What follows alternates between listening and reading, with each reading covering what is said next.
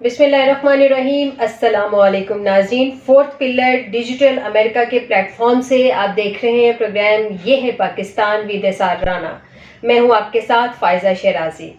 नाज़रीन, मुल्क की सियासत पे बात करेंगे। ये जो इंट्रा पार्टी इंतखाबात पाकिस्तान तहरीक-ए-इंसाफ के होने जा रहे हैं और उसमें जो चेयरमैनशिप के लिए सामने उम्मीदवार आए हैं बैरिस्टर गोहर, उसमें भी काफ़ी तज़ादात है। बहुत सारी पार्टी के अंदर से ही बहुत सारे नाम सामने आ रहे हैं, बहुत से लोगों के एतराज़ात सामने आ रहे हैं।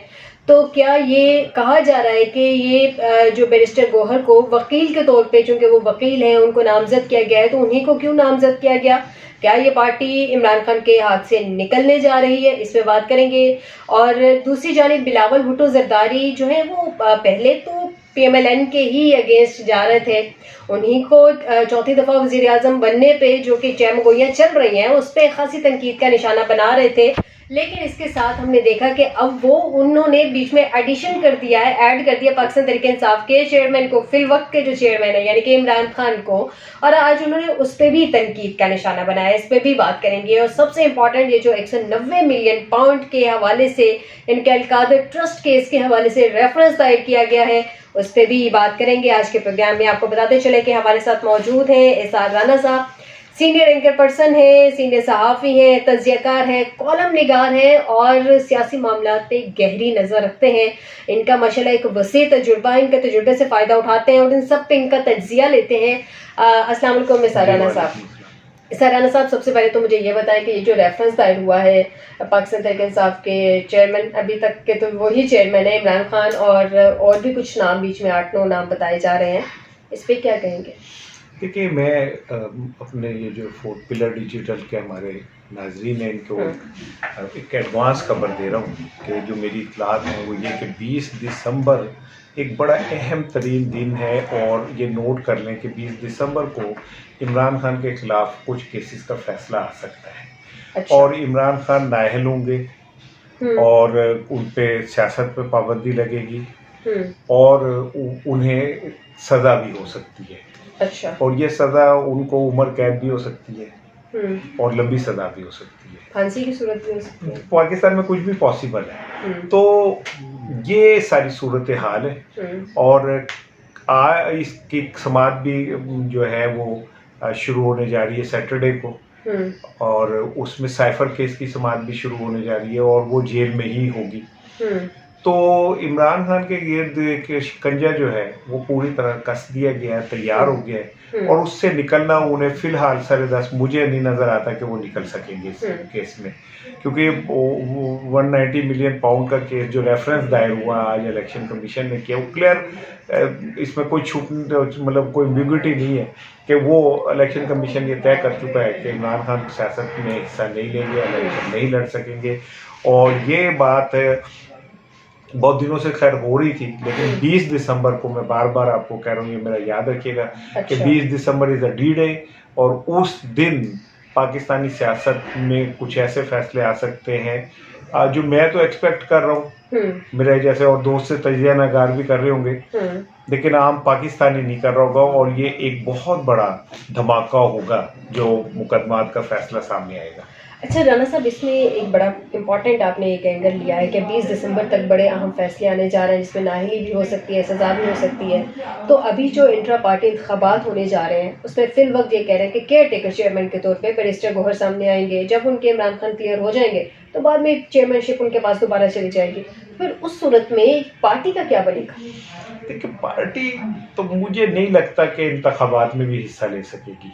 अच्छा। मैं एक और आपको अब इसी प्रोग्राम में ब्रेकिंग दे रहा हूँ कि हो सकता है कि इमरान खान जो है वो इलेक्शन का बायकॉट कर दें, और अगर इमरान खान ने इलेक्शन का बायकॉट किया तो इस इंतखाबात की क्रेडिबिलिटी भी बड़ी मुतासिर होगी। ठीक है ना, क्योंकि ये बात तय है कि जो मर्जी हो जाए अवाम इमरान खान के साथ खड़े हैं, और अवाम जो है वो अभी रिसेंट पास्ट में भी आपने देखा होगा, और अभी बहुत सारी चीज़ें ऐसी हैं जिसमें ये समझ आ गई है कि इमरान खान को आप शायद उम्र कैद दे दें, कुछ और लंबी सजा दे दें, लेकिन इमरान खान को सियासत से आप आउट नहीं कर सकते। इनकी एक बात कंफर्म है कि ये जो 24 के इलेक्शन होने जा रहे हैं इसमें इमरान खान नहीं होंगे। नो, इमरान खान नहीं होंगे, किसी शक्ल में नहीं होंगे। उसके बाद जैसे अभी नवाज शरीफ की सजाएं खत्म हो रही हैं, वो एक्सपेक्ट किया जा सकता है कि ये दौर इमरान खान साहब पे भी आ जाए। इमरान खान के ऊपर असल जो मसला है ना, वो है 9 मई का, और उन पे इल्ज़ाम है कि 9 मई को उन्होंने पाकिस्तान की रियासत से टकराने की कोशिश की। उन्होंने या समहाउ 9 मई वाले दिन हमारे जो शोधा हैं उनकी यादगारों को नुकसान पहुंचाया गया, हमारे अहम जो इदारे हैं उनके ऊपर हमलावर हुए। तो ये तो कोई भी रियासत इजाज़त नहीं देती। एग्जैक्टली। तो वो एक ऐसे केस में फंसे हुए हैं जिसमें एक बड़े खौफनाक सी सूरत हाल बन सकती है, और उसकी उन्हें सजा चाहे किसी और केस में मिले, लेकिन मिलेगी। तो इस साइफर केस का क्या बनेगा? साइफर एक और जिसे कहते हैं ना माइंड्स है जो उनके रास्ते की है, और इस साइफर केस में जो समाअत होगी उसमें आप ये ज़हन में रखें कि इमरान ने किसी न किसी केस में फंसे रहना है और उसमें उन्हें सज़ा होनी है। अच्छा। अगर अल कादर ट्रस्ट केस में नहीं सज़ा होती, जो कि मैं समझता हूँ खासा अहमकाना सा केस बनाया है उनके ऊपर, भाई ट्रस्ट है, पैसे सुप्रीम कोर्ट के पास जमा है, ठीक है, उसमें इमरान खान ने अपने पे 1 रुपया नहीं खर्चा, एक यूनिवर्सिटी बना दी, बच्चे वहाँ पढ़ रहे हैं। और सबसे दिलचस्प बात आपको मैं शेयर करूँ कि ये अल कादर ट्रस्ट के ये जो 190 मिलियन पाउंड रुपए ये आए कहाँ से? ये पैसे वो हैं जो मलक रियाज ने हमजा शहबाज से एक ज़मीन खरीदी, हमजा से नहीं सॉरी हुसैन नवाज से एक ज़मीन खरीदी थी। अच्छा। और उसके पैसे थे, तो इसकी जो ट्रांजैक्शंस हुई जब उस पे बरतानिया की जो एजेंसी थी उनको एतराज़ था कि ये पैसे हमारे नेट में से नहीं आएंगे, तो उन्होंने ये अकाउंट फ्रीज कर दिए। उसके बाद ये पैसे चले गए यूएई के बैंक में, बैंक से ये आ गए सुप्रीम कोर्ट में, तो पैसे तो सुप्रीम कोर्ट के पास हैं, ठीक है। आप मलक रियाज को बुलाएं सबसे पहले, उनको कहें कि जी आप बताएं कि ये पैसे कहाँ से आए, फिर सुप्रीम कोर्ट से कहें कि अपने अकाउंट से पैसे वापस कर दें, हुकूमत ले ले। तीसरी बात ये कि हुसैन नवाज से पूछें कि भाई आपने कौन सी जमीन बेची थी जिसके ये पैसे, और वो जमीन जो बेची थी वो जमीन खरीदी कहाँ से थी, और उसका मलकियती कौन है, ठीक है ना। तो ये तो एक बहुत बड़ा पंडोरा बक्स है, लेकिन वो चूंकि हर चीज इस टाइम इमरान खान के खिलाफ है, तो कोई इस तरफ नहीं जाएगा कि हुसैन नवाज ने ये जमीन किस चक्कर में बेची थी और वो जमीन आई कहाँ से थी उनके पास। सो मुझे ये लगता है कि अल कादर ट्रस्ट केस में भी इमरान खान जो है वो उनको अगर इसमें नहीं हुई, वैसे तो नवाज शरीफ साहब की ख्वाहिश ये है कि उन्हें गद्दारी और ये वो में सजा ना हो, उनके नाम के साथ उनकी ख्वाहिश है नवाज शरीफ साहब की कि चोर जरूर लगे। अच्छा। इमरान के, क्योंकि नवाज शरीफ को 4 साल जितना चोर कहा गया, उनके घर के बाहर रोज एवन फील्ड में लोग सुबह से शाम तक चोर चोर करते थे, तो वो बाज़गश्त कानों में उनके गूंजती है।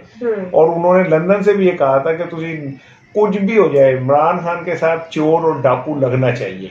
अच्छा। तो अब वो अल कादर ट्रस्ट उनकी शराइत में था, उनकी ख्वाहिशात में था। अच्छा। तो अब ये अल कादर ट्रस्ट उसी का एक हिस्सा है, लेकिन मुझे लगता है कि इमरान खान को सजा साइफर में होगी। अच्छा। और 9 मई में होगी। ये दो आपको लग रहा है कि सीरियस केसेस हैं? बिल्कुल। ये जो 190 पाउंड है, आई डोंट थिंक सो कि इसमें से कुछ निकलेगा, क्योंकि ये बड़ा कमज़ोर केस है। अच्छा, नवाज शरीफ साहब की ख्वाहिशात का हम लोग जिक्र कर रहे हैं, तो उनकी ख्वाहिशात में एक एहतसाब की ख्वाहिश भी है, जो कि अब लग रहा है जिस तरह के वो बयान दे रहे हैं कि वो शायद वो सर उठाती नजर आ रही है, या आपको लगता है इलेक्शन स्ट्रेटजी है, जो लाडला प्लस के उनको ताने मिल रहे हैं उससे वो तंग आए हुए? बात ये है कि जो उनका बयानिया था ना, पहले बयानिया था कि मुझे जर्नल्स ने और जजेस ने निकाला, वो भी खत्म हो गया। अब उनकी हिम्मत नहीं है कि इस पे बात कर सकते। वो दबे दबे लफ्जों में ये तो कहते हैं कि मुझे क्यों निकाला। अभी वो सियालकोट में भी उन्होंने कहा कि मुझे क्यों निकाला, हालांकि वो इतने मासूम आदमी है, उन्हें ये नहीं पता कि जो उन्हें लेके आ रहे हैं उन्होंने निकाला था, जिनके साथ वो डील करके आ रहे हैं उन्होंने निकाला था, ठीक है ना। तो मुझे क्यों निकाला से अब वो उनके पास कोई और बयानिया रहा नहीं है, मजलूमियत का बयानिया खत्म हो गया। उनके ऊपर इस मामले ने इस सतह के ऊपर दाग लगा दिया कि वो सारी जिंदगी इससे बाहर नहीं आ सकते कि वो सबसे लाडले प्लस है। ठीक है ना, इससे बाहर नहीं जा सकते अब वो किसी ये शक्ल में। डॉन न्यूज में ये छपी थी, उन्होंने कहा था कि जो है बड़े मियाँ साहब वो लाडला प्लस की ये जो उनके लिए यूज टर्म की जा रही है उससे बड़ी आवाज आ रहा है। तो शायद ये जो आजकल थोड़े सख्त बयानात दे रहे हैं वो नहीं वही लोगों को दिखाना सख्त चाह रहे बयान हैं। दे ही नहीं सकते। चेपिद्दी शोरबा उन्होंने क्या सख्त बयान देने। जो उन्हें लेके आए हैं, जिन्होंने उनके केसेस खत्म कराए हैं, जिन्होंने उनके रास्ते के सारे कांटे दूर किए हैं, जिन्होंने उनको घर में बैठ के बायोमेट्रिक दिया है, जिन्होंने जलसे करवा दिए, जिन्होंने उनके तमाम केसेस खत्म करवा दिए, तो वो जब उनके खिलाफ बोल सकते हैं? इनकी हैसियत और औकात और जुर्रत है कि ये बोले? इलेक्शन स्ट्रेटेजी चल रही है वोटर्स अभी उन्हें समझ उनका बयानिया बढ़ चुका है। उनका बयानिया जो है ना वो तो वर्ड उड़ गया। अब उनके पास कोई बयानिया नहीं है। अब वो एक नया बयानिया रोशन पाकिस्तान मोहम्मद नया एक पाकिस्तान और ये वो। तो मुझे एक बात बताएं, नवाज शरीफ और शहबाज शरीफ 7 दफा पंजाब के वजीर आला बने, 4 दफा दोनों भाई वजीर आजम बने, 11 दफा बारी लेके आप पाकिस्तान का कख नहीं सही कर सके।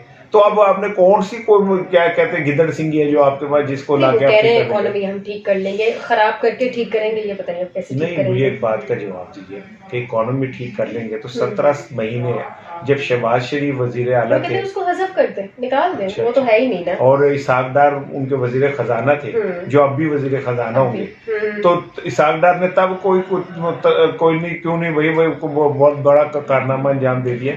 या शहबाज नवाज शरीफ चाहते थे, उन्होंने इसाक डार ने उसका कारनामा सर अंजाम दिया था। उन्होंने IMF की आंखों में आंखें डाल के बात करने की बात की थी। फिर अलहदा बात है कि IMF ने उनको घुटनों के बल गिरा दिया था। उन्होंने केस खराब किया IMF के साथ, बढ़ के मार मूर के हम ये कर लेंगे, हमें जरूरत नहीं है, फिर उसके आगे लेट गए। तो आप जब आपको उड़ना नहीं आता तो पंगे क्यों लेते हैं भाई? और अब आप आगे क्या कर लेंगे? कंटिन्यूटी है आप, ठीक है। तो कौन सा कोई आप वो कोई आ जाएगा ऊपर से डॉलर बरसने शुरू हो जाएंगे, क्या होगा?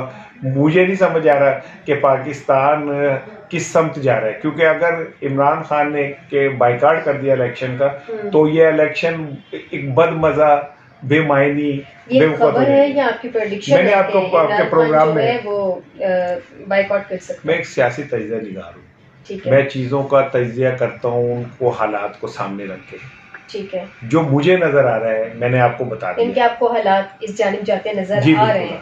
अच्छा, ये जो अकबर एस बाबर 13 साल बाद पाकिस्तान तहरीक इंसाफ सेक्रेटेरिएट पहुंचे हैं और वो कह रहे हैं कि जनाब मैं इंट्रा पार्टी इंतखाबात में हिस्सा लूंगा, फिर वो ये भी कह रहे हैं कि मैं इनको चैलेंज भी कर दूंगा। अब एक जानिब तो इलेक्शन कमीशन चाह रहा था कि किसी तरीके से इमरान खान की सरपरस्ती में ये जो 20 दिन का उसको टाइम दिया कि इमरान खान साइड में नहीं होगा तो दोबारा से फिर PTI नहीं जा सकेगी इलेक्शन में, वो भी उन्होंने फेल कर दिया PTI ने। अब वो सामने आ गए हैं बैरिस्टर गौहर। ये जो अकबर साहब आए हैं इसको किस एंगल में देख रहे हैं? क्या ये लाए गए हैं या आए हैं? देखें, ये मैं आपको तारीखी वाक़या बताता हूँ। लाहौर में डेविस रोड पे मुस्लिम लीग का दफ्तर था बहुत बड़ा। तो फिर एक वक्त आया कि चौधरियों ने डंडी पट्टी वो नून लीग से छीन के और काफ लीग का दफ्तर बना दिया। रियासत जिसके साथ खड़ी हो वो कुछ भी कर सकता है। लेकिन एक बात मेरी याद रखिएगा, अकबर एस बाबर आ जाए, गौहर आ जाए, कोई भी आ जाए, आप इमरान खान को माइनस करने की बात की थी। फिर अलहदा बात है कि IMF ने उनको घुटनों के बल गिरा दिया था। उन्होंने केस खराब किया IMF के साथ, बढ़ के मार मूर के हम ये कर लेंगे, हमें जरूरत नहीं है, फिर उसके आगे लेट गए। तो आप जब आपको उड़ना नहीं आता तो पंगे क्यों लेते हैं भाई? और अब आप आगे क्या कर लेंगे? कंटिन्यूटी है आप, ठीक है। तो कौन सा कोई आप वो कोई आ जाएगा ऊपर से डॉलर बरसने शुरू हो जाएंगे, क्या होगा? मुझे नहीं समझ आ रहा कि पाकिस्तान किस समत जा रहा है। क्योंकि अगर इमरान खान ने के बाइकाट कर दिया इलेक्शन का तो ये इलेक्शन एक बदमजा बेमायनी खबर है या आपकी प्रेडिक्शन? मैंने आपको आपके प्रोग्राम में वो बाइकाट कर सकते। मैं एक सियासी तजिया निगार हूँ, मैं चीजों का तजिया करता हूँ उनको हालात को सामने रख के। ठीक है, जो मुझे नजर आ रहा है मैंने आपको बता दिया। इनके आपको हालात इस जानिब जाते नजर आ रहे हैं। अच्छा, ये जो अकबर एस बाबर 13 साल बाद पाकिस्तान तहरीक इंसाफ सेक्रेटेरिएट पहुंचे हैं और वो कह रहे हैं कि जनाब मैं इंट्रा पार्टी इंतखाबात में हिस्सा लूंगा, फिर वो ये भी कह रहे हैं कि मैं इनको चैलेंज भी कर दूंगा। अब एक जानिब तो इलेक्शन कमीशन चाह रहा था कि किसी तरीके से इमरान खान की सरपरस्ती में ये जो 20 दिन का उसको टाइम दिया कि इमरान खान साइड पे नहीं होगा तो दोबारा से फिर पीटीआई नहीं जा सकेगी इलेक्शन में, वो भी उन्होंने फेल कर दिया पीटीआई ने। अब वो सामने आ गए हैं बैरिस्टर गौहर। ये जो अकबर साहब आए हैं, इसको किस एंगल में देख रहे हैं? क्या ये लाए गए हैं या आए हैं? देखिए, ये मैं आपको तारीखी वाक़या बताता हूँ। लाहौर में डेविस रोड पे मुस्लिम लीग का दफ्तर था, बहुत बड़ा। तो फिर एक वक्त आया कि चौधरियों ने डंडी पट्टी वो नून लीग से छीन के और काफ लीग का दफ्तर बना दिया। रियासत जिसके साथ खड़ी हो वो कुछ भी कर सकता है। लेकिन एक बात मेरी याद रखिएगा, अकबर एस बाबर आ जाए, गौहर आ जाए, कोई भी आ जाए, आप इमरान खान को माइनस नहीं कर सकते। कुल्फी जो है असल बाबे दी कुल्फी बिकेगी। अब 100 दुकानें खोलने जाली, ठीक है ना, कुल्फी बाबे दी बिकनी है। अच्छा। और इमरान खान को आप माइनस नहीं कर सकते। वो उसे जितना दबाएंगे वो उतना उभरेगा और अवाम में उसकी उतनी पजीराई बढ़ेगी। ये जो कह रहे हैं कि अभी पीटीआई के अंदर से पहले तो 2-3 हिस्से बन ही चुके हैं। एक तो इस्तेकाम में पाकिस्तान पार्टी ऑलमोस्ट उसके जो इलेक्टिवल्स उसके साथ बन गए हैं। फिर हमने देखा है कि वो पार्लियामेंटेरियन पीटीआई पार्लियामेंटेरियन बन गई है, कुछ नून लीग में शामिल हो गए। ये जो कहा जा रहा है कि मजीद इसके हिस्से बनेंगे बची कुची पीटीआई में से, क्या ये भी तो है? बचा क्या है? बची कुछ ही नहीं रहा ही कुछ नहीं। आपके तीसरे दर्जे तक की लीडरशिप जो है वो तो जेलों में या फरार हुई हुई है, मफरूर हुई हुई है। तो पीटीआई तो वजूद उसका ऑलमोस्ट खत्म हो चुका है, ठीक है। लेकिन मैंने ये पाकिस्तान में देखा है कि जो सियासी जमातें ऐसे लगती खत्म हो गई, फिर वो वापसी बड़ी तगड़ी करती है, ठीक है। और ये तो आने वाला दिन आपको बता देगा कि आप इस इलेक्शन के बाद मुल्क में सियासी इस्तेकाम ला सके या नहीं ला सके, वो क्लियर हो जाएगी बात आपको। बैरिस्टर गौहर को ही चेयरमैन के तौर पे क्यों चुना गया है? उसकी रीज़न ये है कि एक और तीसरी खबर अब मैं आपके प्रोग्राम में दे रहा हूँ। वो ये है कि पंजाब नवाज शरीफ पंजाब कार्ड खेलते रहे, जाग पंजाबी जाग तेरी पग नूं लगे दाग। पीपल्स पार्टी सिंध कार्ड खेलती रही, देसू देसू पर सिंध ना देसू। इमरान खान केपी के कार्ड खेल रहे हैं। और ये इतना खौफनाक कार्ड है कि आप सोच नहीं सकते। केपीके के हालात इतने वर्स्ट हैं कि वहाँ मुझे नहीं लगता कि कोई बड़ा शफाफ इलेक्शन या पुरअमन इलेक्शन मुमकिन हो सकेगा। इमरान खान केपीके कार्ड को इस्तेमाल कर रहे और वो उसे खेल रहे हैं बहुत अच्छी तरह। यानी कि बैरिस्टर गौहर को लाने का मकसद केपीके कार्ड को खेलना है, आप ये कहना चाह रहे हैं? जी, वो सारा केपीके के हाथ में पीटीआई इस टाइम। आपने देखा नहीं कि जब उन्होंने अभी कन्वेंशन किया तो पूरा केपीके खड़ा हो गया था पीटीआई के साथ, ठीक है ना। तो केपीके ने तो वोट दे दिया इमरान खान के हक में। अब इमरान खान को भी पता है कि मेरी असल स्ट्रेंथ केपीके, जहाँ से मुझे मुजाहमत हुई है और मेरे साथ लोग खड़े हुए। पंजाब तो खैर पहले दिन से ही ऐसा है कि जो ताकतवर उसके आगे, लेकिन पंजाब ने भी बड़ी कुर्बानियां दी डेमोक्रेसी के लिए, इसमें कोई शक नहीं है। फांसियां भी इधर से हुई, लोगों ने खुदकुशियां भी की, लोगों ने मुकाबले भी किए। लेकिन केपीके स्ट्रेंथ है।